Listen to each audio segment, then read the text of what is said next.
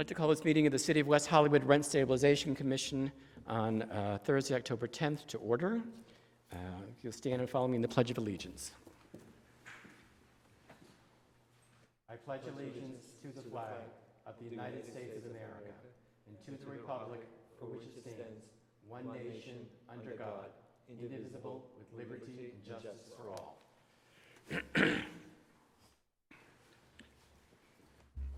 Madam Secretary, can we have a roll call, please?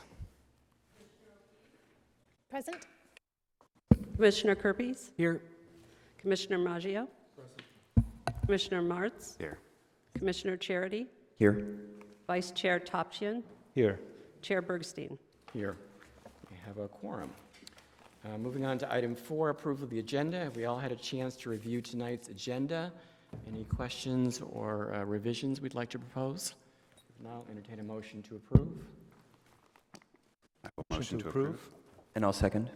All those in favor? Aye. Opposed? It passes. Moving on to item 5, looking at the minutes from our September 26, 2019 meeting. We all had a chance to review them. Again, any revisions, additions? Is there a motion to approve? I'll make a motion to approve. Is there a second? Second. All in favor? Aye. Aye. Opposed? Any abstentions? That passes. Going from item 5 to item 6, public comment. I don't have any speaker slips. Do we have any public speakers today, ma'am? No public speakers. Thank you. I'm going to apologize in advance with these Santa Ana winds. My allergies are a little crazy tonight, so if I step away from the microphone, nothing personal. Item 7, Manager's Report. Mr. Noonan. Good evening. I have a brief report looking at our calendar. For October 24th, we do not have an appeal scheduled that evening. We do have an item that would be to receive information on the proactive code enforcement. This is information from the City Council's request that staff develop a recommendation and then bring that recommendation here for comment before returning to the Commission. Given that that item can be moved, it's not time sensitive. If the Commission wished to look at canceling that meeting for lack of quorum, then we would be able to move that item to another date, the November 14th, for instance, or the December 12th meeting. We do have an appeal on November 14th. We do not have an appeal on the December 12th meeting yet. And of course, the 28th meeting is canceled, and December 26th meeting is also canceled. On other news, this week, letters have gone out to all people that are participating in our rebate from the registration program. This is eligible to any seniors that are very low income, and so those members, those tenants have received those letters, and we're in the process of working through those rebates. The rebates are usually sent out at the end of the year in December. That concludes my report. So that rebate is for the tenant-paid portion of the annual registration fee, correct? Yeah, it's the tenant's portion. It could be up to $72. It does depend on the tenant making those payments. Section 8 tenants do not pay the registration fee. They don't pay any portion of that, and so therefore there's no rebate that's eligible for any tenants that are receiving Section 8. Thank you. Do you have any questions for Mr. Newton? Moving on to item 8, commission comments.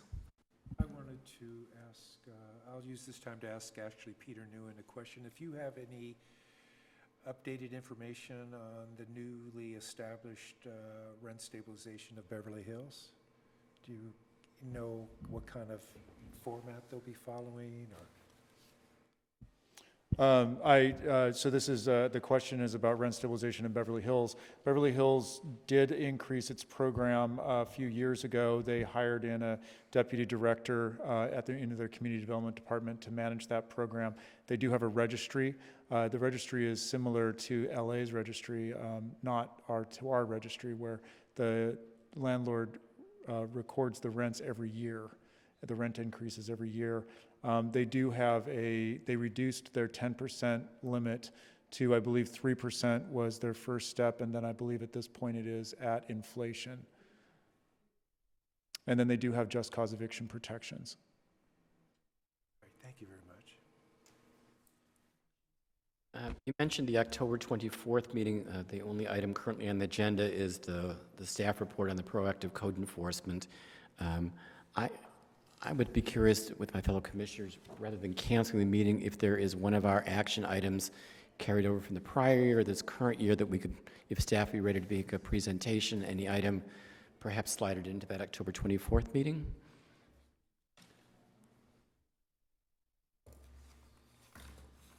I was also going to suggest that maybe we wait till the end of the meeting to have a conversation because I wanted to see what comes out of the discussion tonight about any potential change to the formula.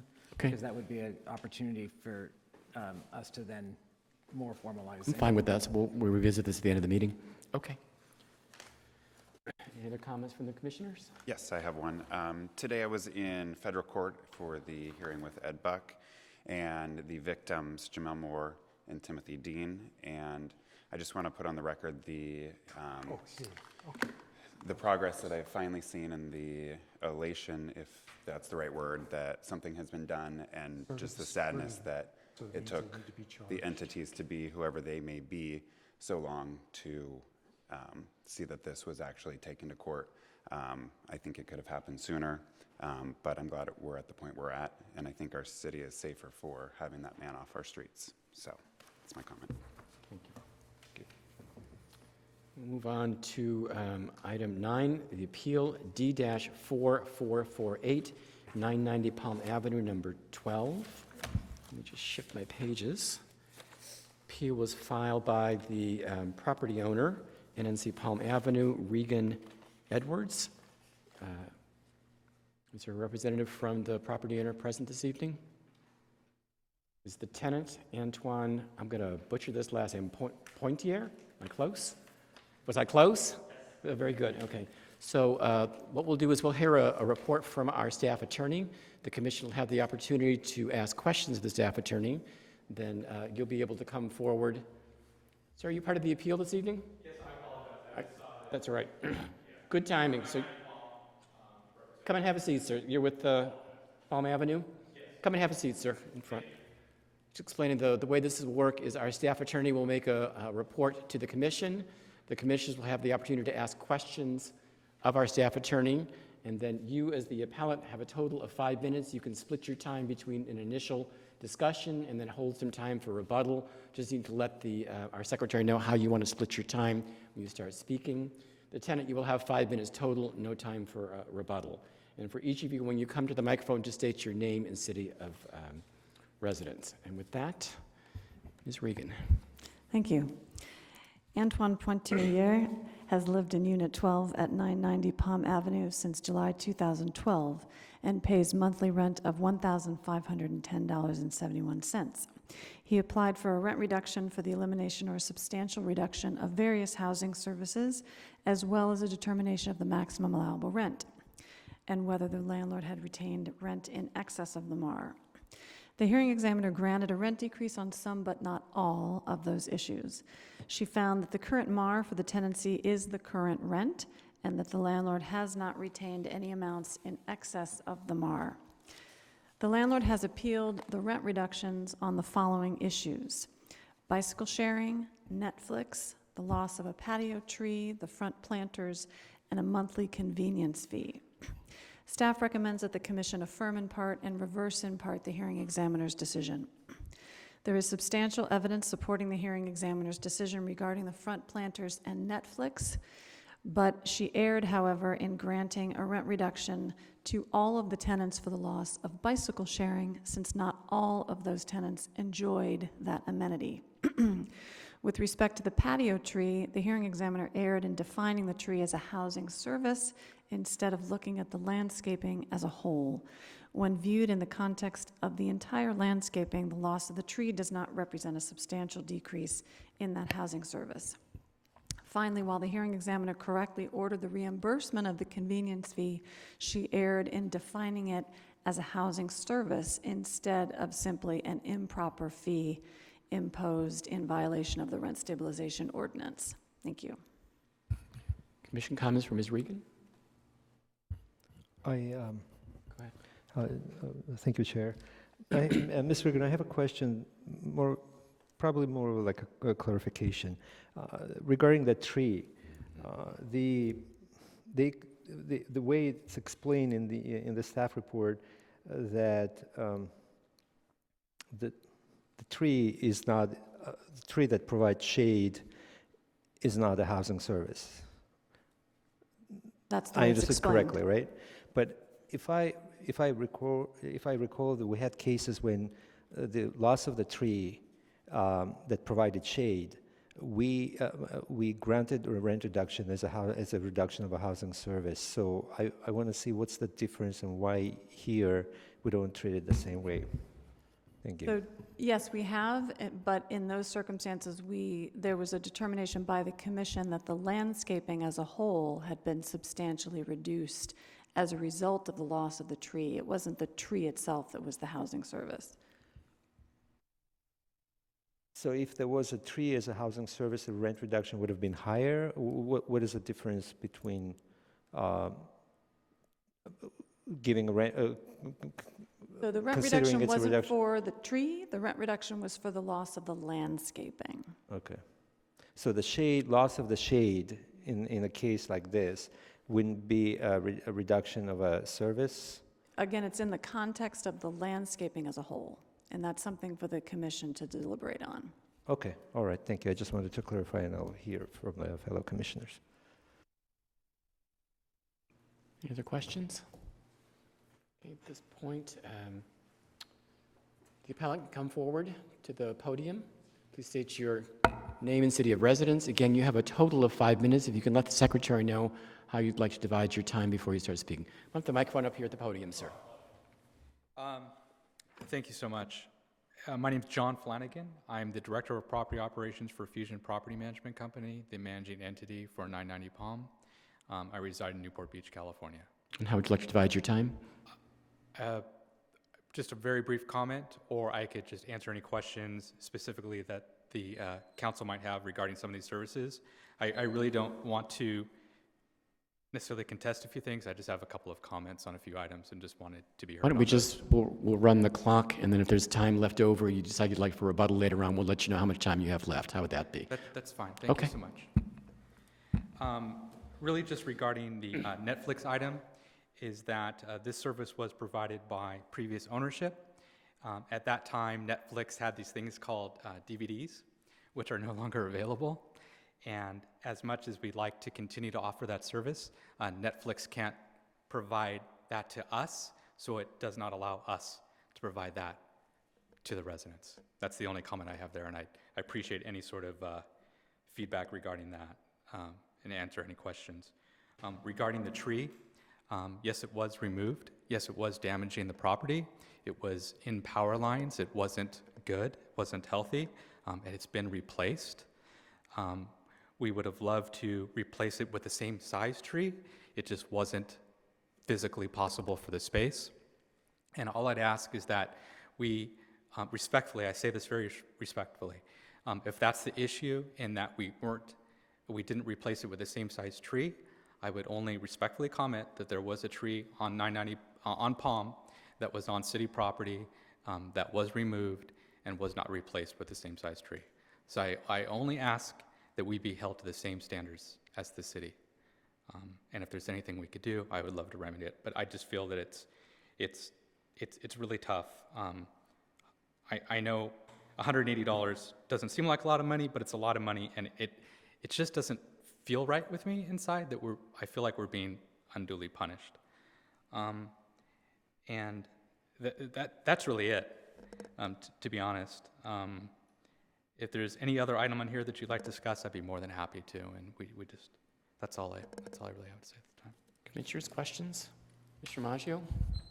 Just one quick question about the tree you said the city removed. Are you referring to the one in front of the building? That's correct. At the sidewalk? Correct. And they will probably be replaced. Those trees are replaced. Oh, yes, and I believe it was, to my understanding, according to the regional manager, but it was not replaced with the same size tree as that it was removed. All right, but they are replaced. That's just yes, the comment. correct, as we replaced our tree. Thank you.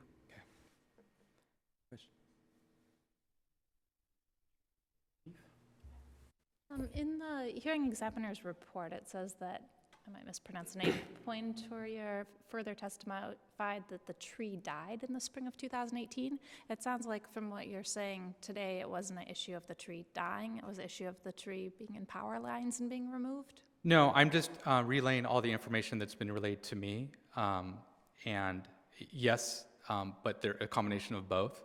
So I just wanted to make that clear. Even in my judgment, the feedback that I received is that I think all trees kind of have their life cycle. I mean, as everyone kind of knows. But it dying, I don't think it was by anything that we did to the tree. And also, if it's not safe, it needs to be removed for the betterment of everyone in the community. And it should be replaced, which we did. It's just not possible to replace with the same size. Thank you. Mr. Kerpies? Yes, I just wanted to clarify. So in regards to the Netflix and the planter, staff is recommending that we uphold the hearing examiner's decision, however, amend it so that it only affects tenants that received, that were living there at the time that the Netflix and the planters were there. If I know you're arguing that asking not to be not to have to do a reduction for either of those, but if we, do you agree with staff's recommendation? If we don't agree with you on the reducing it for or not reducing it for everybody? Just So to the clarify, that was for the bicycle sharing. The Netflix Oh, I'm sorry. was awarded appropriately. Yeah. Netflix was, okay, I've written all tenants wrong. All right. Yeah. Do you agree with then the hearing examiner's decision or the staff's recommendation, which I think is what you appealed, the bike share only applying to the folks that receive that service? I would, in that as it would to, if the spreadsheet that is in front of me is correct, as it would be for the Netflix. That was a service that was provided under previous management. We have since, or I believe are in the process of But there are reinstating people, it. right, there are people that live there now that never received the service. Right. You're saying. So Okay. I would argue that they should not receive a rent reduction. Thank you. Mr. Charity? Vice Chair? Questions? Okay. You can have a seat, sir. You can I'm have a sorry? seat, sir. Thank you. Yep. Tenant, Mr. Pointier? Again, you have a total of 5 minutes, sir. Thank you. So my name is Antoine Pointier. I live at. Want to pull the microphone a little closer to your microphone? This way? Yep. Okay. There you go. I live at 990 Paul. My name is Antoine Pointier. So on the subject of the front planters, I would argue that they are still attracting pests in the patio. They've been leaking quite significantly. I believe that the company is taking steps to remedy the situation. There's still stagnating water in front of those. For the Netflix account, I understand that this is not a service that's currently offered by Netflix, but the service was altogether discontinued with no offer for a rent reduction on the property management's part. The bicycle sharing, bicycles, I'm still unsure as to how to access them on property. When I moved in 2012, my lease was accompanied by a big binder called Resident Handbook, where this was a service provided. We had hybrid bicycles on property, and I just needed to go see my property manager to get the key in exchange for my ID. I believe bicycles have been returned on site, but there's been no guidance whatsoever as to how to operate them or how to get them. From what I understand at the time of the hearing, Reagan Edwards, representing Fusion, was saying that they weren't sure they could offer those to tenants because of legal implications of how someone operating the bicycle getting hurt would look like for Fusion. So I believe they were working this out with their lawyer. As far as the patio, I want to insist on that. I originally moved into Unit 5, which was downstairs on the main floor.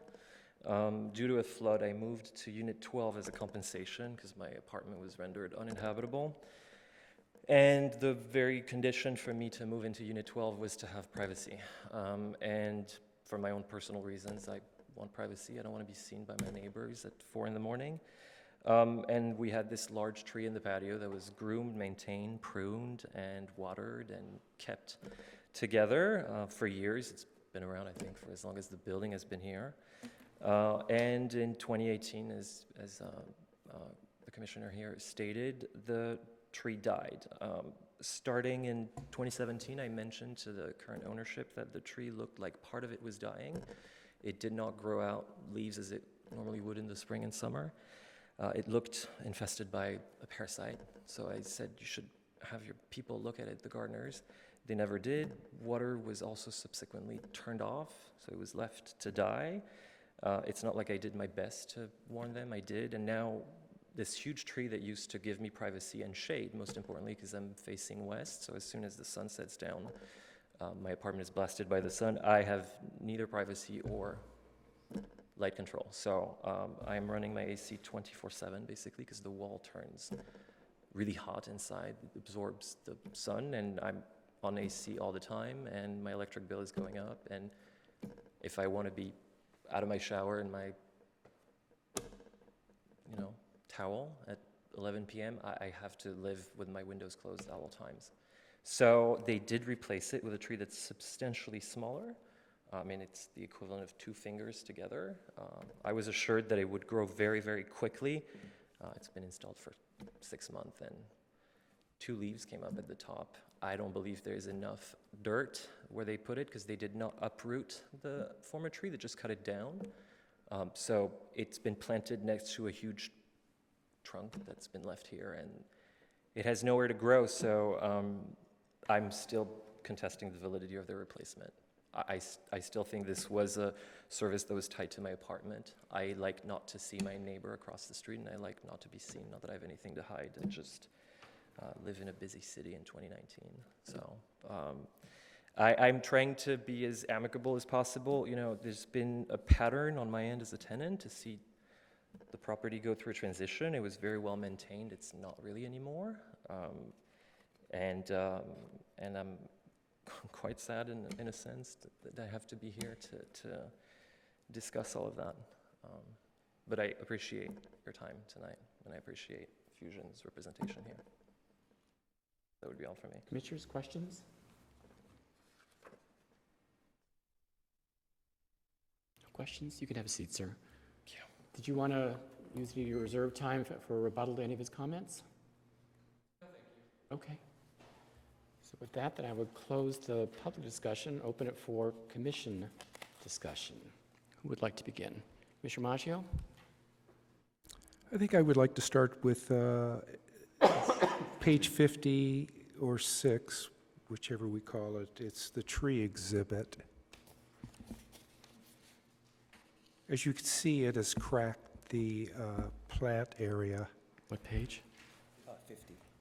Page 50.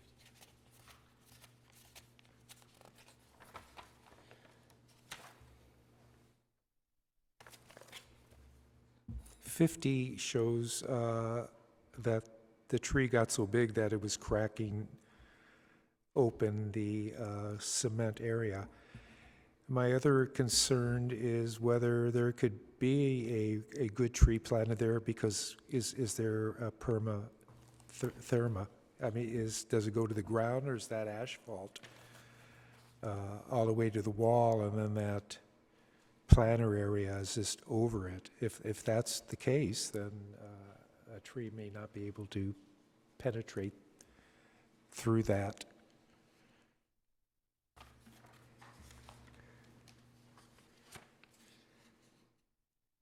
That's actually my main concern, and I think that photograph is very descriptive.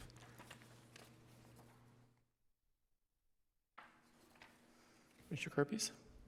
So I want to talk just briefly only about the tree and what we heard earlier about the maintenance.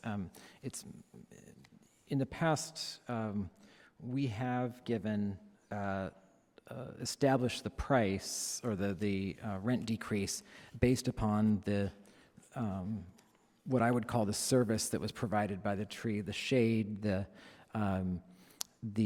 light, that's my recollection of what we've done in the past. And I think we had conversations about, in an ideal world, we would have seen receipts of last year's air conditioning versus this year's air conditioning, last year's electricity versus this year's electricity, so I think that staff may be incorrect in that we weren't focused on the landscaping per se, although there may have been other cases that we did.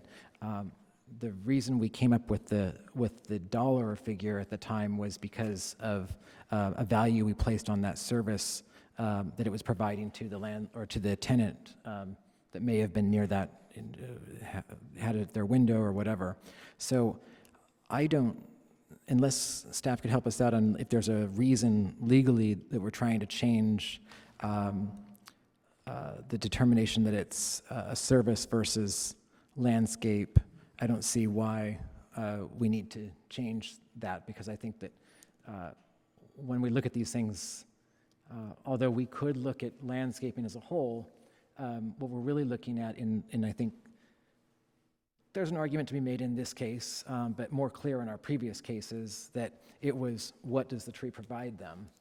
In this case, I'm looking back at the hearing examination, or the hearing, and the hearing examiner's report, and there was mention of shade and, actually I'm looking at the wrong page, so, but I reviewed it earlier, and it talked about shade and,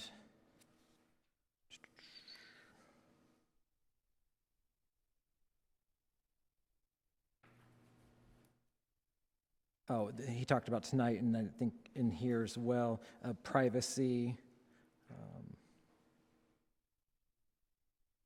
The shade and privacy for his unit. Yeah, and the fact that I believe it's the apartment was, the window was facing a certain direction that was visible and had lighting, and had to do with his. The only thing is, I don't know. I'd have to look at this more closely about what his testimony tonight versus what his testimony at the hearing was, because I wanted us to stick with just his testimony at the hearing. But there was mention of the shade and the result of that being with air conditioning. So that was my first thing, is that just on this issue, I think that we may have a difference of opinion on what the dollar amount was, but I don't have a problem with the hearing examiner offering or considering this a housing service.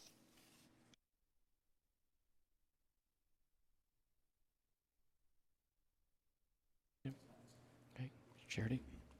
I'm inclined to support staff's recommendation. I do agree with reversing the bicycle issue for the tenants that were only present to have that housing service. The Netflix issue, I realize it doesn't make any sense that on the landlord side that, this service doesn't exist anymore, but regardless of the reason that the service has disappeared, that was included in their rents, and that was a service, and now that the service does not exist anymore under the RSO, we have to uphold the rent reduction there.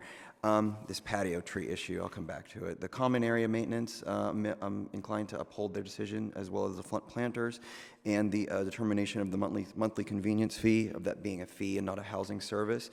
We've had this tree issue a few times on the commission, and it's always an issue of, well, they planted a tree and now they made my apartment like cave-like and I don't get any sun anymore, or we lose the tree and now we're, getting too much sun, and so it always can cut both ways. And I think we all are a little bit uncomfortable with how it's presented this time, because we've had it presented as a shade and light issue before, not a landscaping issue. It made me uncomfortable as well.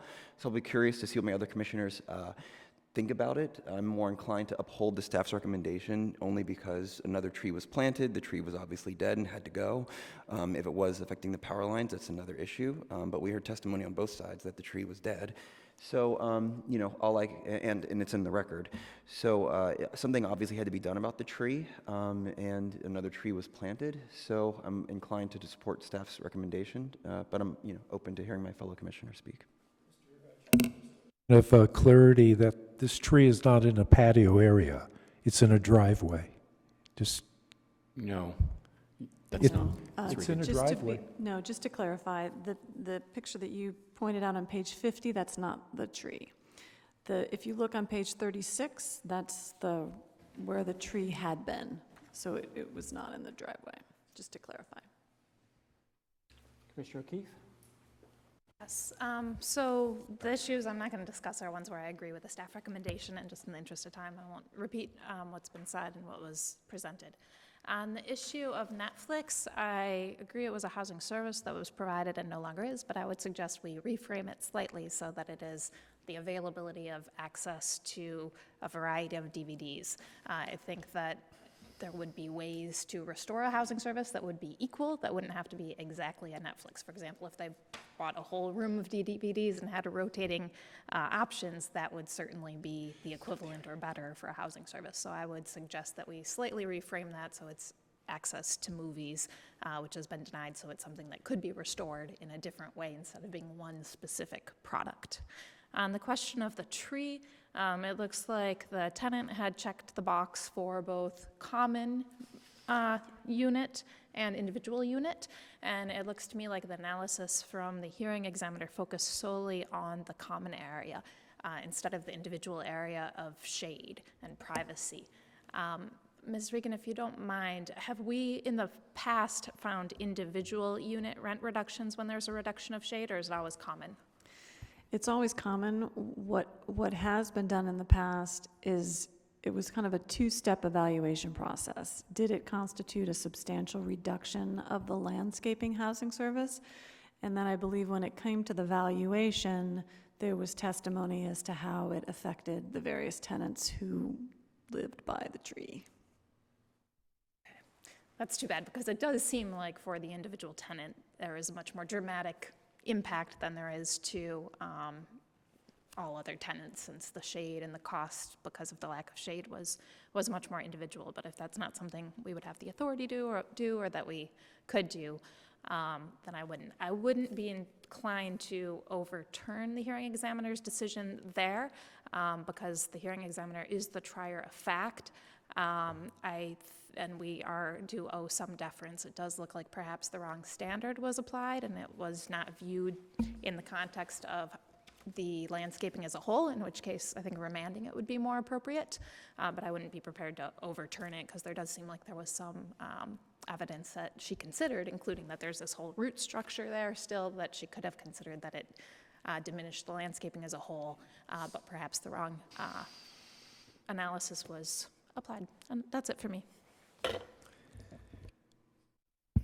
Minor brief, I think that the hearing examiner or the staff is correct. My only qualm is with the tree. I know in the past that we've done similar issues. I don't know if we've necessarily heard from staff that it's framed in a gardening landscape. Maybe we have and we didn't listen well enough, which is possible. My only issue would be if these are typically valued at $22, $15 might be on the high end. I don't know if I'm necessarily inclined to overturn because of that, but if people are inclined, it would be a lower amount for me. But beyond that, I think staff is correct. Vice Chair? I brought up the tree issue because that troubles me, because I clearly remember in previous cases in appeals, we treated removal of an individual tree as a reduced housing service due to the loss of shade and privacy, and that was discussed here in the hearing with the examiner. So I guess I just wanted to, I don't want this case to set precedent for future cases that the removal of an individual tree that as a result of which the tenant loses shade or privacy for the unit will be viewed in all future cases as a landscaping or gardening, because it's not necessarily it's going to be all other cases as a landscaping or gardening. It could be individual tree issue. So I guess that's the part troubles me. Generally, with everything else, I'm in full agreement with staff's recommendation, and if maybe we can kind of find a way out to clarify it, or see what can have been done about the, you know, to acknowledge or identify the individual tree removal can be a reduced housing service. So I would feel more comfortable supporting the recommendation as it presented. I don't know if you can say something about That's it. up to the commission. If you all want to make that determination tonight and look at the valuation, it's entirely up to you. Okay, all right, yeah, that's I guess what I wanted to hear, but I don't know, maybe other commissioners can say something, because it seems like every commissioner mentioned the tree, and everybody has some thought about it and had some position. Maybe we can clarify and see if we can come up with something. May I suggest that we break the tree into two? One, for all tenants, it is a landscaping issue. The fact that the tree is removed, that's a landscaping issue that would apply to all tenants. But for the housing service, the only person that's come forward is the tenant before us tonight, and testified at the hearing about that he had to pull the shades for privacy and uses the window air conditioner more frequently. So to me, that is a housing service for him, but not a housing service that would apply to everybody, you know, throughout the building. So I would suggest, if it's possible, if we were to establish a dollar amount of value for the landscaping loss for all tenants, the common area landscaping loss of the tree, put a dollar value on that applies to everybody, and then a specific dollar value for the tenant that has specifically said this is a service to him. The RSO requires that when it's a common area issue, the same amount be applied for all the tenants. So I have just a couple comments. First, to Commissioner Keith, your comment about sort of a like service in place of the Netflix. I don't think that would be something for this commission to discuss. That would be for a rent restoration hearing, where if the landlord would go, I can't give our tenants this Netflix account, but here's a different service that provides substantially the same service. But that would be something for, I think, the staff and hearing examiner to determine, not for this commission to determine. I have very mixed feelings about the tree. Excuse me. We've had a couple of issues where a building on Fairfax, building on Genesee, where the trees were growing into the building, where it was becoming a safety hazard. Trees had to be removed, and there was really clear evidence in the record, photographs and utility bills, that showed the direct impact of those trees being removed to the tenants. And I don't have that evidence in front of us now. It just as on the flip side, we had a case where a tenant said that the tree had grown so large, I think it was actually an Australian fern, was growing too much shade, and there was not enough evidence record. So I'm troubled by this. I don't think the removal of this one tree, for me, would constitute a lack of a housing service for the apartment building as a whole. It's one tree removed from the complex. It's not, it was the only tree and now it's gone, or there's still landscaping on the property. And I don't have enough evidence that I've seen in the record to support the tenant's claim, although I certainly understand it, that, you know, there might have been a tree there. I don't know what the foliage was like. I don't know what kind of, you know, how it blocked the view from the window. So I'm troubled by this discussion of the reduction in rent for the tree for the tenant, because for me, I don't have enough evidence in the record that makes it clear enough for me to make that determination. Sure, Commissioner Maggio. It's the question of privacy, and if you look at exhibit on 39, page 39, which will show you that the windows face a walkway. So I don't understand the privacy. I mean, if someone walks by, you could look in. So there's no protection that way. I'm not sure what view that photo on page 39 is. If It's that is- walking down a walkway. It looks, I understand that, but Yeah. as it pertains to the, the trees to the right, and it seems the same. Without a tree, you could still look in one way or the other, with or without the tree. Those windows are along the Ms. Reed, could I ask walkway. for the tenant just to clarify what this photograph on page 39 is, what view that is?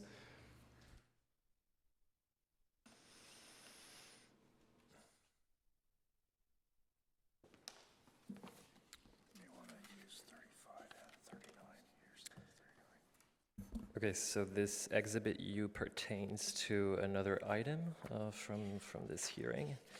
The exhibits pertaining to the tree in question is page 35, Exhibit N.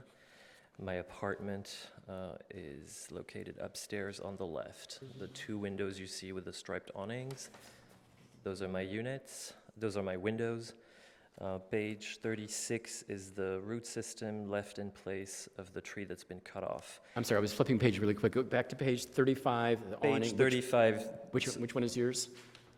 This one? Yes, I know, but which apartment is yours? So the ones you see on the photo on the left. The When you look at left? the photo, the left, the two photos, so you had this big tree that's right across from my apartment. And page 36 is the root system. Anything else in this pamphlet? Page 39 it's not No. pertain to your apartment? No. This page 39 was to show there is an item that has to do with broken bulbs throughout. This is to show broken bulbs and paintwork. So So your apartment, number 12, is not along that walkway? no. It's the one upstairs facing Palm Avenue, perpendicular to Harrod. So it's facing Palm Avenue? Right. It's facing Harrod on Palm Avenue. Yes. So I have the west from 12 to 6 p.m. the sun setting on Harrod. Yeah. Thank you, sir. Sure. Sorry, before you go sit down, I have one clarification. The tree that's in this photo, is that the tree in question, or? It's the tree that's been removed. Okay, got it. This is what it looked like when I moved in. Commissioner Marks, which page were you looking at, that question? 35. So Thank the you. tree on the very left is the tree we are discussing that is now gone. And I wanted to follow up on Commissioner Kirby's question to Ms. Regan about what exactly we can do.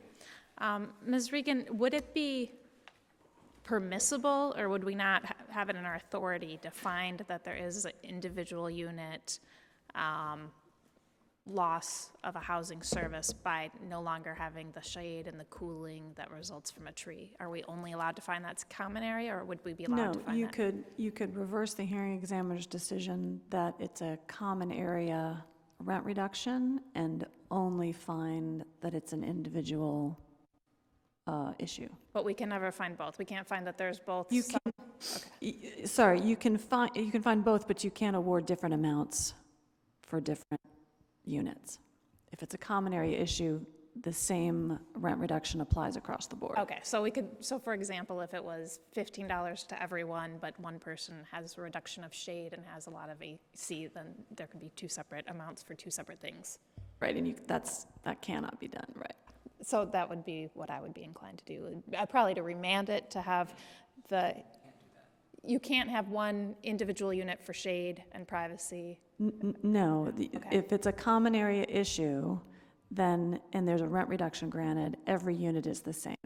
Okay, I'm sorry, I thought you said you could do it as an individual unit issue and also a common. No, You can't, you'd have to, right. just one or the other? Right, okay, darn. And so just because so looking again at page 35, I'm sorry, that picture of the front of your building with your apartment on the left, the tree in the upper left-hand corner of that photo, that's a tree that used to be there. Was this picture taken before that tree was taken down? Correct. Thank you. That changes my perception of the loss of, for me, it's more apparent now that there is a loss of privacy and shade, seeing what that tree that used to be there that has now been removed. Ms. Regan, I have a few legal type questions for you. On page 15, where it discusses the Santa Monica precedent cases, does our RSO allow us to find a reduction in housing services based on a single tree? Or is it only if we find it in the context of landscaping and gardening? So our ordinance doesn't speak to that issue specifically. It's a question of, is that, the argument is you're looking at what is a housing service? And so, kind of to Commissioner O'Keefe's point, if it's not a common area issue, the tenant seems to be arguing that it was a housing service unique to his tenancy, that's a very different argument than what the hearing examiner looked at. Okay, so based on that and what we've heard tonight, I'm not inclined to support this as a common area tree issue, especially given where the tenants in question, his property or his apartment is placed compared to the tree. I don't think the back tenants are, sure, it's a reduction of some type of housing service. It's minimal to someone that lives in the back. They don't see a tree when they walk into the house. I think we've found individual reductions of housing services in previous cases where there have been shade and heat and those type of things, and I think that's a much stronger argument here tonight. That's one I would be inclined to support. For the individual tenant here, I don't think that the other tenants have much of a leg to stand on in that case. So that would be my position. Do you have a dollar amount in mind? Are you comfortable with awarding the individual tenant the $15 rent reduction still, or 10 or less? I'm just curious. Think 15 is fair. I think since we don't have guidelines based on an individual tree, the closest thing we have is landscaping. If all landscaping was taken away, which it wasn't, it'd be 22. I think that this tree has a relatively significant impact based on the testimony and what the hearing examiner found on this tenant's life and how he lives in this unit. So I think, dropping 22 down to 15 is in line with what's appropriate. And I could get behind that too, just to let other commissioners know that I could support staff's recommendation in full, except this tree issue where I could get behind a $15 rent reduction for this individual tenant. I just have a question for staff. Since we're right now discussing the impacts that this would have on the other tenants, the fact that this was noticed tonight, there's no issue there. Like, we don't need to worry about other tenants finding out later that, oh, well, there goes my $15 reduction. I wasn't able to defend the fact that it's a landscaping larger issue and not just one tenant. Do we have to worry anything about that, or should we send this back to the hearing examiner, or is it duly noticed and they could have had? This was all of the tenants were notified about the appeal because it involves a common area issue, so they had the ability to come tonight. Okay. Ms. Regan, do you happen to recall, and I know it's kind of going back in history, the dollar amount that we awarded in the two cases that I mentioned where there was trees that were removed that resulted in a lack of privacy and increased sunlight to those units? I don't remember the dollar amount that we awarded to the tenants in those cases. Do you have any recollection? I mean, or would the 15 be in line, do you think, with what we have done previously? I just don't recall. if I'm being honest, my recollection is that it was less than 10. Okay. But, that's a foggy, faulty memory from some time Any ago. of my fellow commissioners recall? Well, I think the most Observing important commission. thing is that we remain within the guidelines. We use the hearing examiners as a jumping off point at least, and we stay within the guidelines that, and we make the argument with whatever number we come up with, we make the argument tonight of why we're choosing that number. And I hear that, but I would be hopeful that we could be relatively consistent as to the two previous cases where it's a very similar issue, and I just don't recall as to what the dollar amount was that we awarded. In my opinion, as I mentioned earlier, this is a much less evidence-based situation than the previous one we had, to where if we had done $20 for the other one, I would say, no, not $20 for this one. If we'd done $15 for that one, this one should be less. So I think we should, based upon just this one, and try our best to be as consistent in our just logic, applying logic to this case. That'd be my suggestion. Commissioner O'Keefe? I would be inclined to support Commissioner Martz's idea, and I would be inclined to go with the $15 valuation that the hearing examiner went with, who heard the evidence, and seems to have taken into consideration the impact on this particular tenant by speaking about the shade issue. On the issue of the Netflix again, I'd like to ask Ms. Regan, in our ordinance, or Our draft resolution, as it is written, it seems to me to be very focused on Netflix in particular. So I'm wondering if in your opinion, if a landlord was to find a substitute way of providing DVDs, if they could expect to have it restored as written, or if tweaks would be needed to the language for that to happen. And it's page 4 on the resolution and the bottom of 3. So look at the hearing examiner's decision. So the order from the hearing examiner is to provide a Netflix subscription substantially similar to that provided by the prior landlord. The commission could alter that if they wanted to find that the housing service was something more general. That's something that the commission could change, and then we'd alter the resolution accordingly. So right now, you would say it could not be restored unless they literally got Netflix again.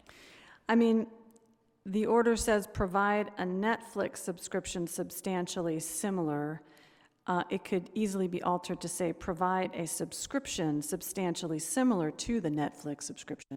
Yeah, I'd be inclined to say to provide access to movies that are substantially equivalent to, so that there's some leeway should there be a desire to restore access to movies. Would you be comfortable with Ms. Regan's wording of that language of changing it from Netflix to subscription? The movie's not subscription in case they want to physically have DVDs there instead, would be my inclination. Say that one more time, I'm sorry. I would say access to movies, so it doesn't have to physically be a subscription service, which may not exist. If they instead had physical DVDs with a lot to choose from that rotated, that would be the equivalent, I would imagine. I would not. I'm not, because I don't think it was just DVDs. I think they had access to online games or something, so I'm hesitant to. I'm more inclined to support Ms. Regan's. I don't think we should be going too deeply into creating options that, you know, the property management company potentially doesn't want to do. If you wanted to change out the word subscription to service, provide a service substantially similar to the Netflix subscription. That Yeah, works. I would support that. A service is broad enough that they can create their own ideas and then go back to the city to see if it works. Great. And in both cases, they can always choose to just have the rent reduction, which is what they would have to do if we didn't change it. Okay, with that, would somebody like to make a stab at a motion? We haven't actually addressed the front planters, although we can't mandate anything here. It is in code violation, but I am concerned whether they're just going to stay unaesthetically pleasing, or is there going to be some change there to make it more aesthetic? I don't know how we could, perhaps we could ask the owner, but I'm not sure that would change anything. I feel like we've had this issue in the past with general maintenance of a common area. We had some cases in the past where they were complaining about, common areas being dirty, and then, landlords were able to come and correct the issue with pictures of showing that the maintenance was, cleaner for a longer period of time, and, the rent reduction could be restored. And I thought of the planters kind of along those lines, where if this, if the landlord could show in the future that, there wasn't standing water anymore, and there was some way that they had, rectified the situation, that they could have their rent restored in the future. Well, because I was thinking also that my initial page, where was that tree again on the driveway?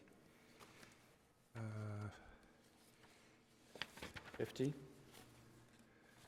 Was it 50? Yes.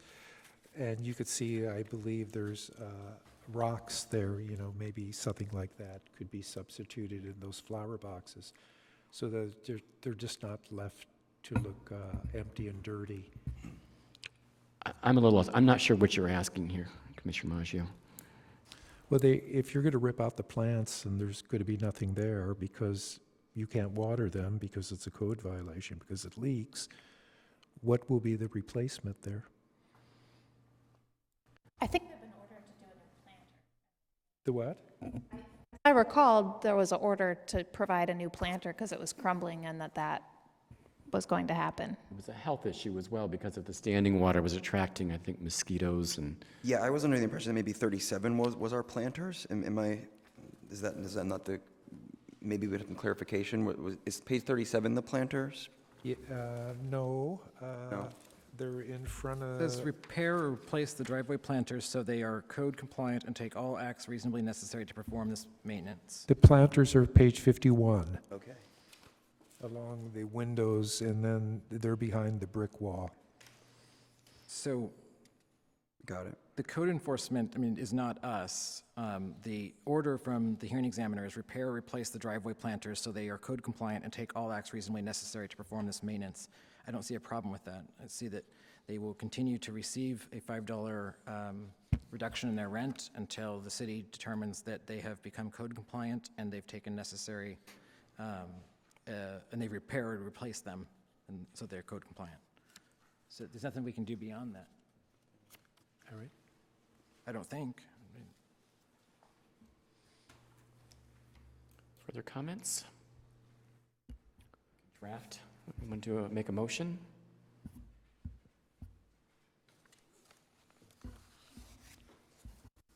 I can attempt. Okay, great. This, and if we need to clarify, we can. I make a motion that we adopt Resolution RSC 19563 regarding 990 Palm Avenue, number 12. The Rent Stabilization Commission of the City of West Hollywood does hereby find, declare, and order as follows. Hearing examiner's decision in D 4448 is affirmed in part and reversed in part. The tenants in units 1, 3, 5, 7, 9, 11, 12.5, 14, 15, 16, 20, and 22 were not provided bicycle sharing service and are not entitled to $2 rent reduction for the elimination of this housing service. There is substantial evidence supporting a rent decrease for the removal of a tree as to tenant Antoine Portier, but is reversed as to all other tenants. The monthly convenience fee is not a housing service, so the tenant is not entitled to a rent decrease. The monthly convenience fee is an improper fee that must be refunded to the tenant. As of the hearing date, the owner has retained excess fees in the amount of $148. And in addition, the Netflix decision is upheld as to the amount and is amended to require the landlord to provide a service similar to the previous Netflix subscription. Excellent. Second. Mention in the tree. Had a rent reduction of $15. That's $15. Just about one tenant, correct? right. And we will keep the $15 reduction to only tenant Antoine Portier. Great. Second. Very good. We have a roll call, please. Commissioner O'Keefe? Commissioner Kerpes? Aye. Commissioner Maggio? Aye. Commissioner Martz? Aye. Commissioner Charity? Aye. Vice Chair Topchian? Aye. Chair Bergstein? Aye. Motion passes. If either parties have any questions, you can feel free to approach staff at the end of the meeting. And with that, we'll move on to item 10, new business. Item A, Census 2020 Complete Count Committee update. This is a receive and file. Do we have any questions, comments? Are we not getting a report, or? Hmm? Are we not getting a report, or is this the report? Is Excuse there me. a report from staff, or do we have to? No report from staff. Okay, great. I feel like we did this last month, or last week. Since you're on the subcommittee, did you He's have representing any us on the comments? subcommittee. Yep. No, aren't you? Commissioner Martz. Mark. Commissioner Martz asked if you have any comments on this census item. Okay. Did the members of the subcommittee have any comments this evening? No? Okay. I guess we just receive and file, correct, Mr. Noonan? That is correct. Receive and file. Thank you. Moving on to item B, announce the security deposit interest rate for calendar 2019. Receive information on the interest rate formula and consider amending the formula for calendar year 2020. Mr. Noonan? So the commission does announce the interest rate each year.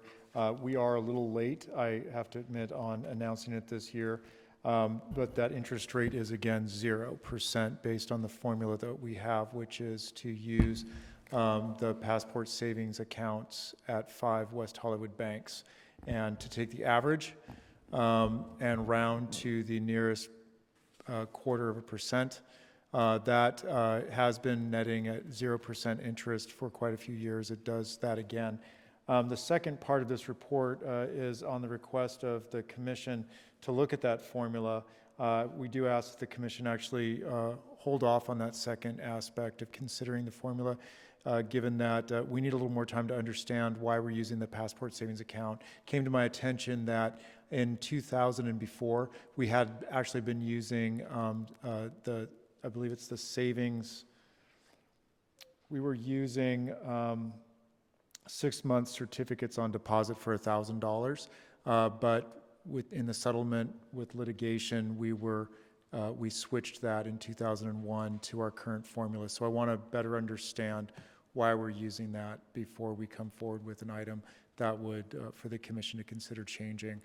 This is in the rent regulations, and so following that process, the Commission, if in fact you were able to look at that formula and adjust the banks so it wasn't just West Hollywood-based banks, but banks that were, for instance, online banks, which has been mentioned, you would be able to make those changes, and then that would be sent to the council for their confirmation. And if they didn't take any action in 45 days, it would become part of the regulations. So that's all I have on this item. At this point, it's the announcement that the interest is 0% for this coming and so that will be in effect for this year, 2019, and then we will look at how the Commission may be able to change the formula for 2020.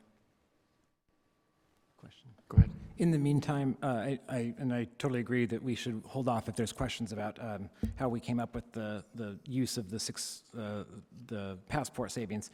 But in the meantime, do you happen to know, and if you don't, that's fine, but do you happen to know the settlement or the case that was, so that in the meantime we can look at that and just review it as you're gathering more information as well? No, I don't. Actually, where that came about is when I found an older document that we have that tracks our interest rates over time, and at the bottom of that document there was a footnote that in 2000 or in year 2000 that was a situation that happened. So when you look at that, I mean, the interest rates are substantially higher, 2000 and prior. And it seems like when I was doing research on other cities, which I'll provide to you, just maybe we can include it in that same packet. It's just ordinances from San Francisco, Oakland, and LA, I believe, is what I have. But I noticed that for some reason around that year, all cities had some sort of odd adjustment that I don't know if it increased or decreased, but all of them seem to have this odd year around 2000, 2001 that they either didn't do one or they changed their formula. So we could re-agendize that portion of tonight's agenda item for a date to be determined where you have more information on that settlement. Okay. Commissioner Keefe. I also, when you're looking at it, and I think it makes sense for you to come back later, I'm wondering how it arrived at rounding to the nearest 0.25% instead of 0.1% or something like that. So I don't know if you know offhand or if that's something you could look into, if it needs to be 0.25% or if it can be a lower increment. Yeah, I'm assuming that the history of that is it's the same way that we round our annual general adjustment. It's to the 0.25%. And I could see that the Commission could consider changing that. Chair, I have one request of the Commission. If we're done with item sub B, is Doug Vu from the Planning Department is here on the unfinished business. He's also working a hearing upstairs, and if we can swap the unfinished A forward before we discuss the study session, that would be a request to make, just to make his life easier. Any objections? Do we need to formally do anything with this, or just file and receive? We officially announce it, the interest rate? It's officially been announced, All right. so you can move on to the next item. Okay. No objections? Then we'll move on. We're going to skip item 10C and come back to that a little bit later on and go to item 11, unfinished business. The Rent Stabilization Commission will receive and have the opportunity to provide comment on revised proposed code amendment creating an alternative maintenance standard for designated cultural resources subject to the RSO. There you are. You moved on Tricky, me. switching around. Yes. Good evening, Chair, Commissioners. Jonathan Holub, Staff Attorney, Legal Services Division. On October 1st, 2018, the City Council directed staff to implement 4 primary economic incentives contained in a final study to encourage maintenance and rehabilitation of 39 rent-stabilized designated cultural resources. One of these incentives was to modify the RSO to include an alternative painting schedule for those properties. At your last meeting on September 26th, you reviewed a draft code amendment intended to implement Council's directive, and you provided feedback. Your feedback has been incorporated into the draft language set forth in the staff report. Staff is recommending that the revised language be forwarded to Council with a recommendation that it be adopted. And Doug Vu, as you mentioned, is here from Planning. You have questions for us? So I think our, discussion last time was around how were the standards different from the RSO standards? If you could talk to the standards that we have in front of us versus the standards, are we operating at a higher standard or a lower standard now, or is that not the way we should be thinking about it? I would say that it's sort of a different standard. I wouldn't say it's necessarily higher or lower. For historic buildings, there's special considerations that should be taken into account, given the nature of the building and what the effects of excessive paint could do. And so the proposed ordinance basically just establishes that for cultural resources that the schedule not be so strict, that exteriors don't have to be painted every 7 years and interiors don't have to be painted every 4 years, but rather rely upon the maintenance standards that are required for any historic cultural resource. Thank you. Not yet. Thank you. I just wanted to mention at the last meeting when I I wanted to clarify if the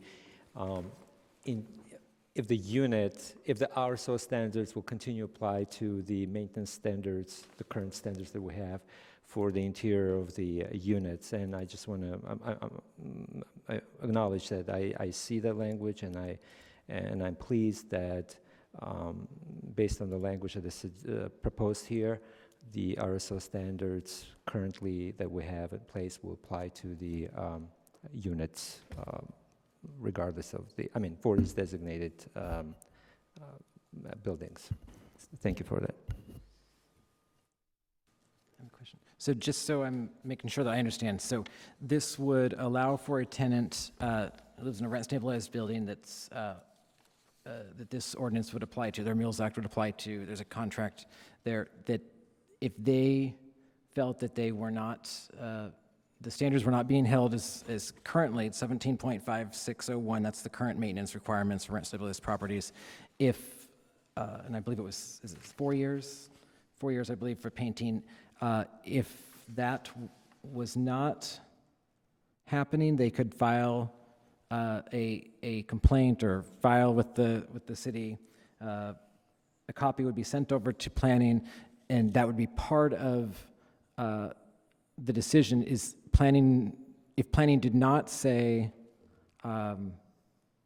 if planning said it would hurt this the cultural designation or whatever the standard is, then if planning said that it did not hurt that by painting, then the rent decrease or the painting would have to occur, just as it does now. Yes. Okay. So the only change is if planning were to say, the only difference versus today is if planning were to say, no, wait, that will affect the designation, it would deteriorate the building or make it worse, then this would kick in. Yes. And what happens, let me keep reading, what happens then in those cases for the tenant? The tenant just goes back home, they lose? Well, I think then it would fall to planning to decide whether or not, what the landlord would have to do with that property, because they're still required to meet certain requirements under the cultural preservation ordinance to maintain those buildings. So it doesn't necessarily mean the landlord just walks away from the issue, but it goes to where it belongs, and that's with planning. And would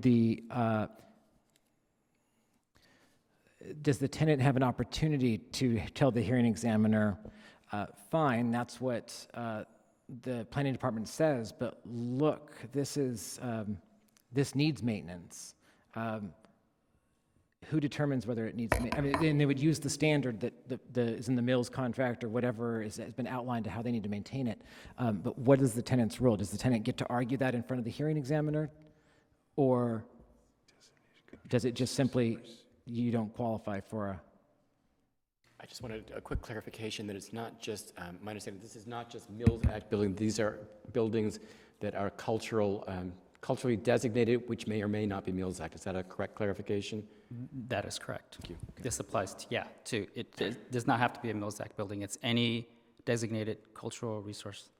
And in those cases, it wasn't clearly defined. Is there a city staff person, I believe, that kind of is our expert in this, that writes all this stuff up to designate it? It would be the planning department, because the planning department has a consulting historic preservation planner on staff. And as I mentioned, staff is also able to make that clarification as well. So basically, what this does is it just provides the hearing officer the ability to refer this item to the planning department and allow the planning department to weigh in and basically, provide the hearing officer with additional information as to whether or not the department believes that, the interior or the exterior of the building, whichever, area of the building is being questioned, whether or not it is in compliance with, that particular section of the cultural resource ordinance that talks about the maintenance of historic buildings. And so that's where I guess, then we're leaving it at that, then, that the planning personnel that is responsible for making the determination whether it's in compliance with the maintenance standards would be the be-all and say-all then. The tenant would not have a right to participate in that, not so much discussion in determining whether it met according to planning, but does the hearing examiner no longer have a role in that? No, the planning department would provide that information to the hearing examiner, and the hearing examiner would make the determination. Would incorporate that into his or her decision-making overall, so they may not get an order to repaint it, but they may get an order to clean it up a little bit or something. The hearing examiner could do that or offer a rent reduction? Just to be clear, this is an exception to the maintenance requirements. So if the planning comes back and says they're in compliance with the historic preservation order, that would end the inquiry. Then the hearing examiner would deny the application for the rent decrease on that basis. Tenant could appeal it, but this is an exception based on a determination by the planning department. But my point is, and I understand that, my point is that that determination is made independently from an expert in this field outside of the hearing. There's no cross-examining the decision, and the hearing examiner is not qualified to overrule the determination by planning. Right, that's the substance of this ordinance change. It would put that in the hands of the planning department. I mean, however you guys feel about that is how you feel about it, but that's what it's going to do. So then now I'm confused. When we're saying that all the current standards would apply, it seems like they wouldn't apply all the standards, because if the tenant is excluded from that process, if the decisions is based on the planning department's findings, and there is no other, there is no way for the tenant to basically challenge it. Well, arguably, that's the directive of council. I mean, the purpose behind this change is to put the authority or the recommendation into the hands of the experts as to whether or not these buildings should be painted or not. I'm talking about the interior of the unit. So all my concern is... No, not talking about that. Okay. We're about the interior of the Only units. the common areas. So my concern is, I thought as you were framing this, it was an exception only if, and I understand we cannot as a city be putting a landlord in catch-22 where you say you cannot paint this building, and then another arm of the city is saying you must paint the building. And I think we do need to avoid that situation. But I'm wondering if this could be more narrowly tailored, because as it's written right now, it says that a rent adjustment shall be granted if they don't abide by the schedule, unless the planning department services has provided a written statement to the hearing examiner that it's in compliance with the ordinary maintenance and repairs, or a Mills Act contract, or is like new. My concern is something could be in compliance with those and still be in need of painting, and if it were painted, it could not be a degradation of the designated cultural resource. So what I would recommend would be reframing it. So instead of saying it's unless they provide this statement, say that it shall be granted unless doing the painting would conflict with their requirements under the Mills Act. So it's only if it would actually place it in a catch-22. So for example, it could be that it's in good repair, which is what I understand 19.58.160 is. It has to be in good repair. So for example, if you have a cultural resource, they've been painting it every 7 years forever, and it's still in good repair, so it's fine. But that's been painted. It's not that the paint itself is a cultural resource. The interior paint in some buildings might not be old. It might be the outside that's old. So I wouldn't want to craft an exception except where we have to, where it would otherwise be a catch-22. So I'm wondering if there's any objection from the planning department or Staff Attorney Holub to changing it to be only if it would be in conflict with these things, would there be an exception? If the planning department says it would conflict with other requirements they face. What was the specific language you were recommending?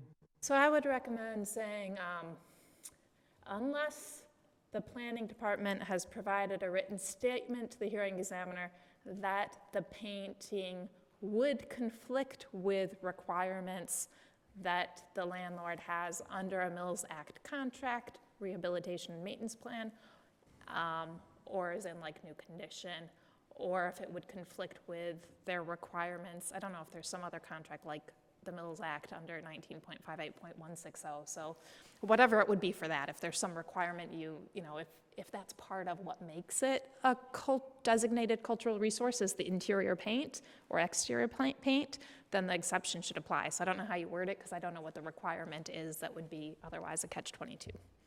But basically, unless they say would create a conflict, that's the exception, is only if they say this will put them in a catch-22. And then I know this is just a technical thing, but the like new condition should go back to the hearing examiner. I mean, the hearing examiner makes that determination right now. Right now, it seems like it would put it in this category of planning. Like, I don't think planning cares if it's like new or not. And I did go ahead and draft up some different language to have a specific timing and a process as well. So I guess I can just read what I wrote. I meant to print it out and my printer wasn't working, or I would have it for everybody. But I would suggest having in the language for the rent adjustment saying that for a designated cultural resource, the painting requirements shall comply with all the requirements. It was the language we had been sent. That any rent adjustment due to lack, let me just read the new part. Upon receiving a rent adjustment application alleging a failure to abide by the interior, common area, or building exterior painting schedule detailed in that section, the hearing examiner shall determine whether the building is a designated cultural resource subject to the specific code. If the building is a designated cultural resource, the hearing examiner shall provide a copy of the application to the Planning Development Services Department within 7 days of receiving the application. So they've got 7 days to give it to them. The hearing examiner shall grant a petition for a rent adjustment upon finding that a designated cultural resource has not abided by the interior, common area, or building exterior painting schedule detailed in that section, unless the Planning and Development Services Department has provided a written statement within 20 days of notification so then they have a specific timeline. A, the painting remains in good repair, and repainting according to the schedule provided in that section would violate the section 19.58.160 or any applicable Mills Act contract, rehabilitation, and maintenance plan, or the painting is in like new condition, but as Commissioner Kirby suggests, that part might be better left to the hearing examiner. So essentially what that would do is it would set a timeline. You've got 7 days to notify planning. Planning has 20 days to say, wait a minute, it's both in good repair And if we made those changes, that would put them in violation of the Mills Act or other city code. So that's only if it's catch 22. Now that language, I think you might have it. Yeah, I got that, and we consider the timeframes, but in speaking with planning or communicating with planning, I mean, I had the concern, and I think they might share it, that putting these time constraints on them and on staff isn't fair to their workflow and not necessarily not necessary. We have internal processes where we communicate with other divisions quite freely when the hearing examiner needs something, for example, an inspection or a particular person to appear at a hearing, and there's never been a need for timeframes on that. But Andy might have a different view. That was exactly an issue that I had communicated with Jonathan when we were discussing this, because I have concerns with establishing timelines in order for, for planning to respond, especially if it's within a period of 20 days or even 30 days, because I think that, there are certain considerations that, we have to sort of take into account, and, one of those is the ability for planning to be able to respond within that 20-day period. How about the other part of it? I mean, I guess there's one question of how long could it be without slowing down the relief that tenants would otherwise be entitled to? So I guess that question is for Ms. Regan or Ms. Holub, like how long do they normally have before there's a hearing set? Is there a specific timeline that they're entitled to have it move forward within? Right, so the rent stabilization ordinance sets specific times by which a decision has to be issued and by which the entire process needs to be completed. That doesn't necessarily have to go with respect to what you're talking about. Those timeframes can be communicated to planning, and then you wouldn't necessarily need to have specific timeframes in the ordinance. Okay, as long as it doesn't slow down the process, then I don't think timing would need to be mentioned. But how about the other suggestion? I mean, the heart of it was flipping it from if planning says that it's consistent with the Mills Act and consistent with the ordinance, to being they have to repaint unless they say it would be in conflict.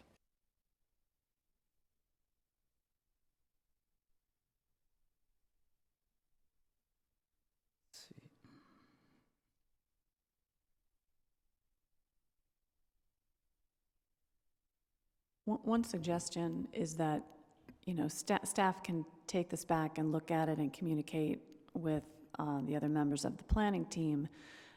Depending on how they come out, when this goes to council, we could include, if for instance, if they disagree with that approach and want to take a different approach, we could submit both recommendations to council. If the commission supports that idea, you could vote on that tonight, and then there could be two recommendations in the staff report to council. I'm just throwing that out there. So I also have concerns about assigning a specific time frame for this. I have faith in our staff and people like Mr. Vu, who this is what you do for a living. This is what you went to college for, is to specialize in historic structures. This is a different process than if my tenant says that my 1920s craftsman bungalow has not been painted in 7 years and the exterior is peeling, that's an issue. But if it's a historic structure where it may have a particular kind of plastering or historic kind of a facade on it, where it is not just calling a painting company to repaint this, I think that there needs to be enough time for staff to come and properly investigate the building kind of in person. I'm also a little troubled by some of the comments from my fellow commissioners, respectfully. I do have faith in our city staff. As I said, this is what you specialize in, is historic structures. We also have, I forget the name of the consulting firm that comes into planning to talk about historic issues. So for properties, either Mills Act or historic structures, not that I don't trust our hearing examiner, but this is not their level of expertise, is to make a determination about a property of this kind of cultural significance. And I do have faith in our staff in planning, or outside vendors, outside consulting companies, better term, to make a determination about what council seems to be asking for. Is we want to maintain these buildings, we want them to be aesthetically pleasing, well maintained, but we need to recognize there are different standards for a more historic structure. It seems to me that's really clearly what council is asking for here, and I have faith in our staff and our consulting to properly get that carried out. That's just my general comments. I've got basically the same comments. I agree. I think we have a pretty strong planning department. And I think these type of matters where we've entered into mills contracts and we have cultural properties that are not mills contracted but fall under this ordinance, I think specifically where council has said we want X, to come in and try to craft something that doesn't necessarily fit in there is, you know, not a waste of time, but I think that what's been crafted here speaks to what council wants, and then also I think does a good job of protecting the tenants, while also taking into account that council has felt that we need to have a different standard. And part of it is that we can't have, like you say, a catch-22, which is not just, you know, an old term, it's also a legal issue. If we're saying, sign a mills contract with us and we will let you have these benefits, but then we're also dinging them from the other side that they're not meeting our maintenance standards. One, it's unfair to our landlords, and two, it could potentially put us in legal jeopardy. So I think I'm very fine with what has been crafted here. I think it works to kind of carve out the exception that is needed because of the issues I already stated. I would like to echo those comments, and I'm delighted that the city cares so much for these historic buildings that they have a plan in action, and I trust it will be executed fairly, and for some reason I do not have concern, and I am very much in favor of this change. Mr. Kirby's. I do have concerns, but as I mentioned at the last meeting, I'm not as concerned because this is dealing with common areas and not the interior. But I think that we were presented tonight with an alternative that does the same thing and meets all of our concerns. So I will be voting, or I will only be voting for something along the lines of what Commissioner O'Keefe has recommended. I'm not concerned, I'm very concerned about time frames, but however, as Ms. Regan said, that the process has the time, and that's what I'm worried about is the overall process. So I don't have a concern about adding times in this ordinance, but we could think of a million examples. If you asked anyone who didn't work for the city, whether the city's fast or not. They're not. The government is not fast. Government needs to be forced to do things. So, but again, I'm not worried about changing that part because the overall process in these cases works. It's nothing against individual staff members. It's nothing against the city of West Hollywood. But again, I want tenants to be able to go in front of a hearing examiner and actually be able to cross-examine stuff that is being said or written, and that's just fair. That's how our hearing process works. We take that outside of either elected or appointed officials in this body or the council, and you leave it up to a staff person. There's no accountability there. So I think it's again, on this issue alone, it's not that big a deal to me. But I would suggest that everyone reconsider their positions on their trust in government. And this is not, I don't see this as a conflict. I have no concern in terms of this possibly conflicting with what one department is telling the landlord and what the other department is telling them, because we do it all the time.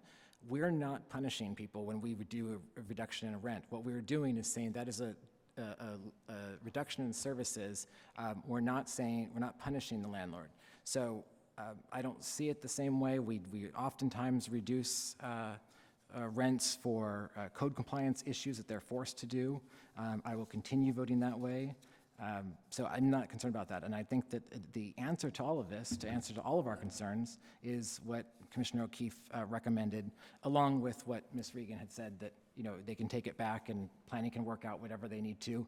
If they decide to go a different route, our recommendation and concerns are listed there. Just to clarify, you had mentioned that we should reconsider our vote. I don't believe we're voting. I think we're just providing comment tonight. No, I'm talking about my votes in other, and I will continue in the future to not let that be play a thing in my. Right. This evening, the commission has an opportunity to provide comments to the council, and we will take those comments forward. Thank you. Yeah, and my comments were in line with Commissioner O'Keefe and Commissioner Kirby's from the very beginning. I just wanted to make sure that we were upholding the standards of the RSO, and I think that the overall time constraint comment was received and heard, and I do appreciate your efforts, Commissioner O'Keefe, to talk about narrowly focusing it to be in conflict, that the standard should be upheld only not done only if they're in conflict with the various bodies and contracts that we have going on. So thank you for hearing and receiving our comments. So I want to clarify. We will take forward a shared comment statement from the commission, but we're not going to forward individual commissioners' comments. And so hopefully the commission can come forward with a statement, a comment statement that you can all agree upon that we can then forward to the council. Would like Commissioner O'Keefe? So I just wanted to respond. I very much trust the planning department and know that you know what you're doing. When you were here last time, as I recall, when we were talking about the interior common areas, you indicated that maybe 90% or 95% of the interior common areas weren't necessarily covered as cultural designated areas, that they would have a maintenance plan specific to that to preserve them. Am I recalling correctly? I think what I stated was that I don't recall seeing in any existing Mills Act contracts where certain character-defining features of a building were identified to be at the interior, but obviously, I have not had, the ability to review all of those, so I could not say for certain. But typically, the character-defining features for a building are limited to the exterior, with the exception of, of common areas, such as lobbies and vestibules and things like that. But the majority of them occur on the exterior of the building.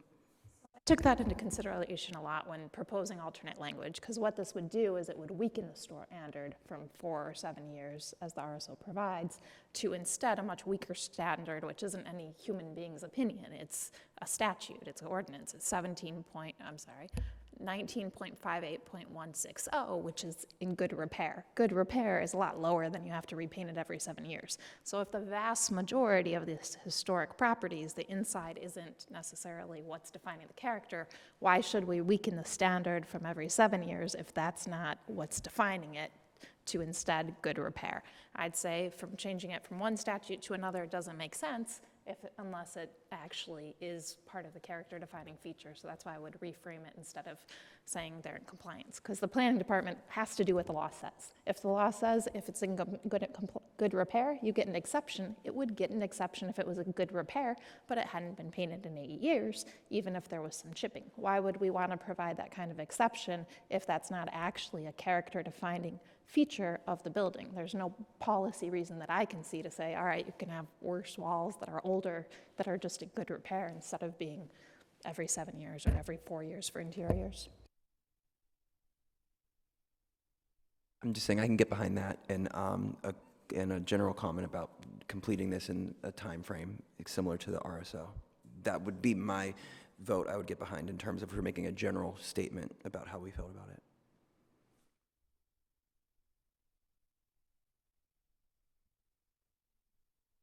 Make a motion unless people have more discussion. Sorry? I could make a motion unless people have more discussion. Have at it. I wish I'd written in advance. All right. The Rent Stabilization Commission recommends that the draft amendment to maintenance standards be revised so that instead of having the planning department services provide a written statement that the property is in compliance with section 19.58.160, the planning department services has the opportunity to state if abiding by the standards for interior common area or building exterior painting schedule as required by 17.56.01C would conflict with either section 19.58.160 or any applicable Mills Act contract rehabilitation and maintenance plan. And also having the time frame for the overall, process be completed in more within the RSO standards. And I would accept that Yeah. friendly amendment, or if it's not an amendment, just as part of it. Yeah. There's a second on that? And I'll second that. I'll just say all in favor? Aye. Aye. Opposed? I'm opposed. Okay. 5-2.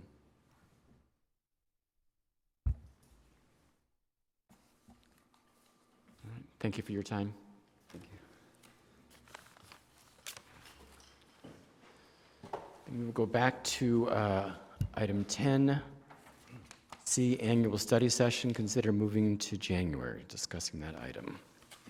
So just to give some background, the next council member election is November 3rd, 2020, and there'll be 2 council member seats in that election, November 3rd, 2020. So we didn't have that information the last time we discussed this, and I just was curious about commissioner comments about, new commissioners being appointed during that, new election, new council member phase, and then having to set the study session or in January, or do our more experienced commissioners think that it's nicer to have it in the summer and give those newer commissioners time to serve on the commission a little bit before they make recommendations on our priorities in the summer? So that's my only comment there.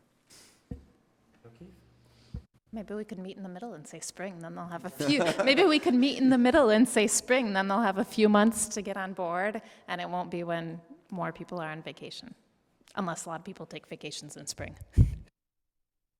Maybe let me offer a little bit of information that came to light after your agenda came out on Monday, when we did forward your priorities to the council as a receive and file.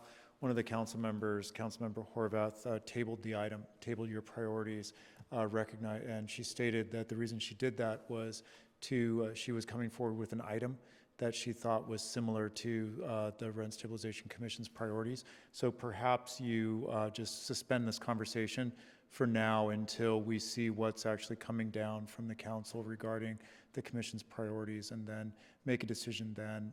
Because in fact, if the council does have a conversation about the commission's priorities, you may want to have a study session following that item. I don't know when that item's going to happen, so. Got it. So you're saying we might want to have one in January if our priorities change? Well, I don't have any information Yeah. on what the council member was intending to Right. propose and what the council would do with the item. So I'm suggesting at this point, why don't, because we don't have that information, let's just wait and see. Thank you. Commissioner Keefe? That makes a lot of sense to me, and it doesn't have to be the same time every year. So maybe this year, if we get input from the council and we want to meet in January, we could, and we could wait and figure out when there's new commissioners sworn in for 2021, when we want to do it that year. Commissioner Maju, this was your agenda item. Do you have any comments? Well, Commissioner Charity does bring up a very interesting point, and I think we would have to consider fairness. However, I think we could have more than one study session a year. I think actually we should have 2 study sessions a year, one at the beginning, one more in the middle, not have them as long. And I think it actually could be better because we could focus in on certain priorities that probably need more attention and more discussion. But since we're not supposed to be having a discussion about it now, I would prefer then to wait and see what the council lady will suggest and whether we will want to build on it. So are we okay with tabling this discussion until we hear from City Council about? Yes. Okay. Yes. I think we should wait. Okay. Then we'll go on to, we're going to skip to, we've already done item 11, item 12. I don't see any public comment slips or members of the public present. Item 13, commission comments. Commissioner O'Keefe?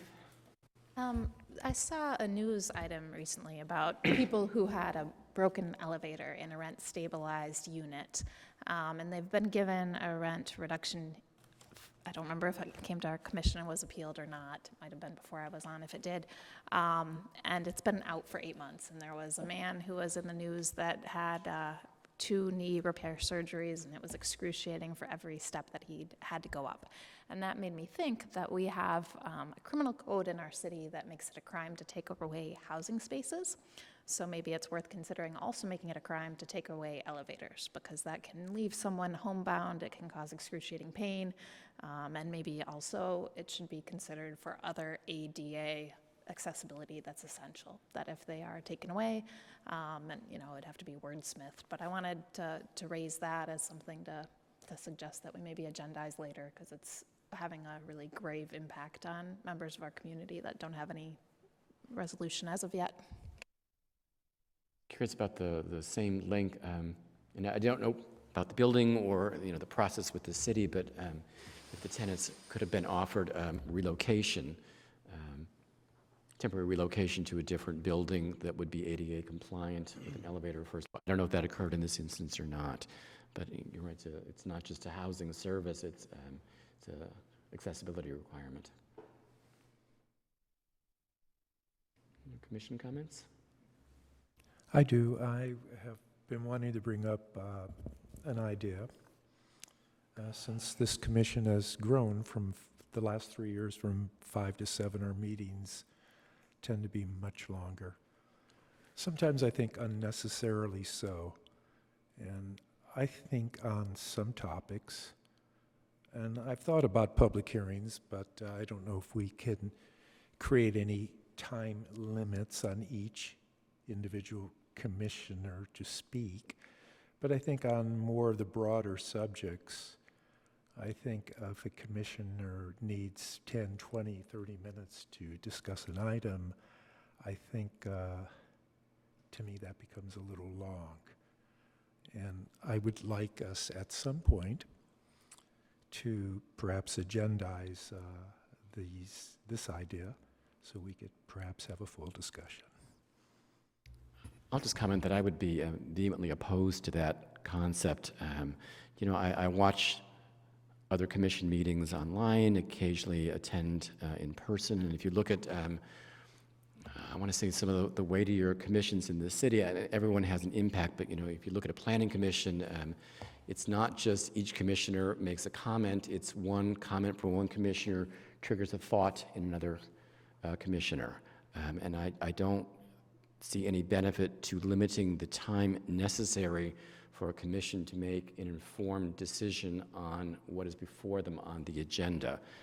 If some of the meetings run a little longer, I'd rather have a just decision by allowing all of our commissioners whatever time they require to make their initial comments. And again, I said sometimes one commissioner says triggers another thought. That happens to me quite frequently where I'll hear an opinion. Commissioner Keefe, you are so great at some of the smaller minutiae that I miss sometimes. It triggers another idea in my head. So I know I would be opposed to any discussion about placing any kind of a time limit on any commissioner's discussions on agendized items.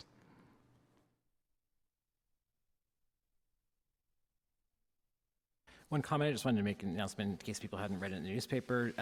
Governor Newsom did sign yesterday AB 1482, which is the statewide rent cap, and he also signed Senator Mitchell's SB 329, which is the housing voucher discrimination, or prevents housing voucher discrimination, so that landlords can no longer discriminate on the basis of source of income, and the source of income has been expanded to include any housing vouchers, Section 8. So many people wait forever, it seems, to get a voucher, and then oftentimes are only given a limited amount of time before they have to use them, and people will go out, try to find a place to live, get denied, have to turn their vouchers back in. They can apply for extension. A lot of times they still, with the extension, can't find a location to live. So this will hopefully ease that.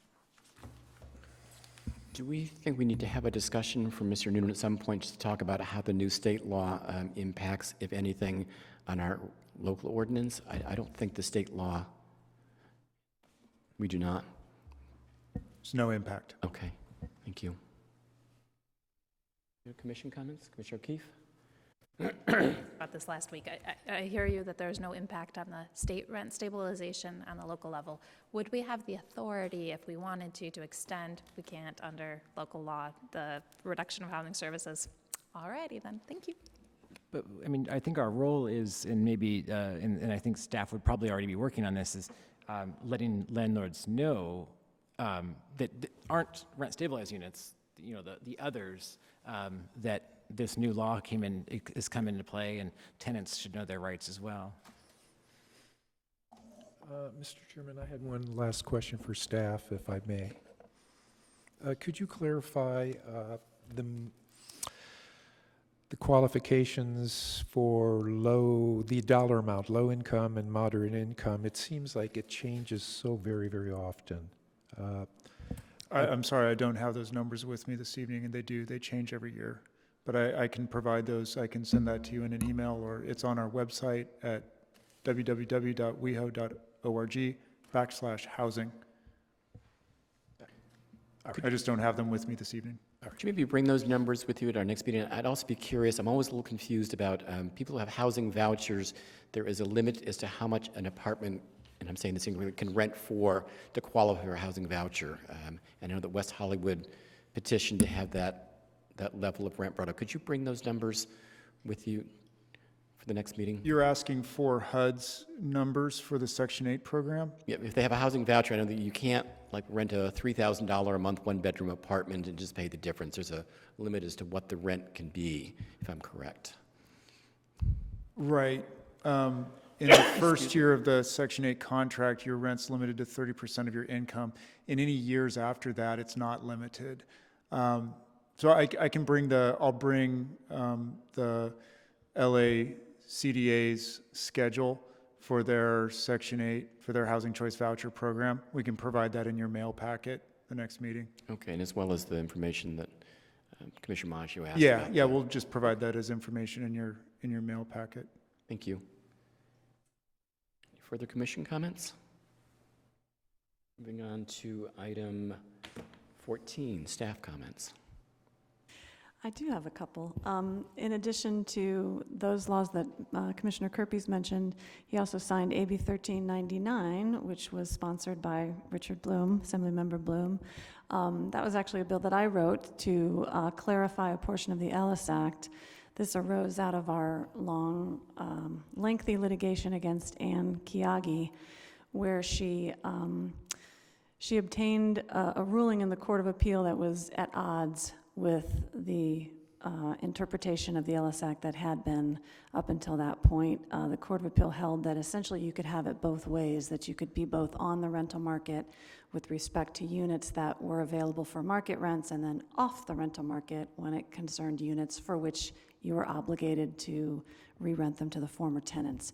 So we clarified that to let everyone know that there's one, you're either on the rental market or you're off. You cannot have it both ways.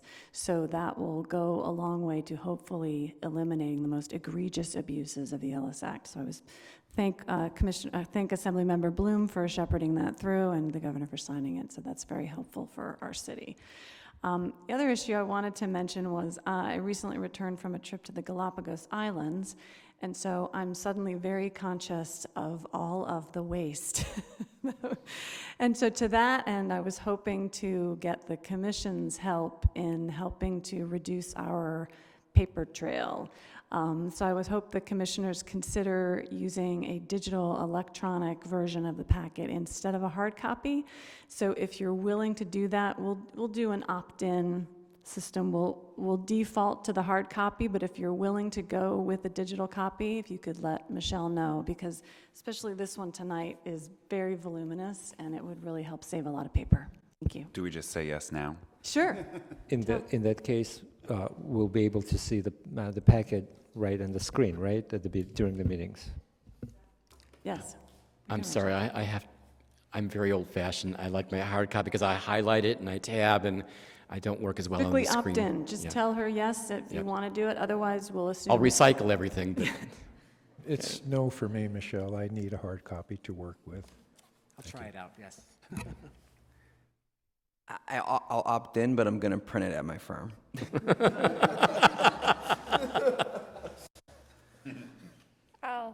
dropped into the electronic. Mr. Kirby, did we want to come back? Was it the discussion I'll about keep- the interest I'll rate? We keep said the we- hard Oh, no, it copy was then. about, I'm sorry, we were going to discuss about the October 24th meeting about whether we wanted to add in an item from our project, either leftover from last year for this I'm year. indifferent now because we're holding off for staff to kind of bring back the whole package. So I'm indifferent. I was thinking we'd start talking about it tonight and we might have to ask staff to come back with something next month or next meeting. Since we're not doing that, they're going to bring it back when they're ready with the whole package, then that's, it doesn't matter to me. I can show up or not show up at the next meeting. Mr. Noonan, is there anything from our study session, either from the prior or the current year, that your staff would be able to make a presentation on the 24th, or is that too short of a time frame? Well, there are items. Interestingly, I don't think that this has happened with the commission before where the council has tabled your priorities, but technically your priorities are tabled right now by the council.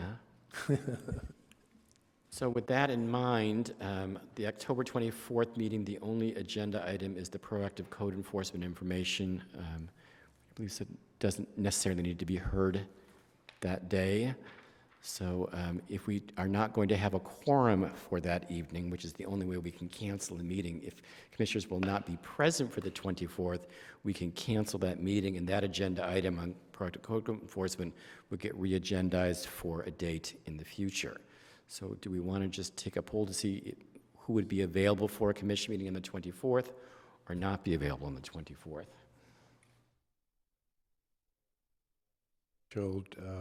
To have one item because we really get to pull it apart and come up with better solutions. Although I'm available and not available, so it's up to everyone else. I didn't quite hear, are you available to meet on the 24th or not available? I am available. Okay. Mr. Kirpies? Oh, look, I have something on my calendar that night that I could go to. So October 24th, I could not be here. Mr. Charity? I like this item. I would hope it, I don't know if we'll have the energy to do it on the 14th after the appeal, but I'm not available. Commissioner O'Keefe? I can be here, but I'm also fine with tabling for lack of quorum if that's what other commissioners want to do. I would be unavailable that night. Vice Chair? I'm fine with tabling for a different time. But are you available to meet that meeting, or are you not available that evening? I am available to meet that day. I'm unfortunately looking at my calendar as well, not available on October 24th, but I've lost track of the vote. How many commissioners? There's 4 commissioners that are not available, therefore you do not have a Have a quorum. quorum. So unfortunately, because we are not available, we will have to cancel the October 24th meeting, darn, but ask that proactive code enforcement be re-agendized as soon as possible. And with that, we'll move on to item 15, adjournment, the next regular meeting of the Rent Stabilization Commission, which will be held on November 14th in the West Hollywood Park Public Meeting Room, Council Chambers.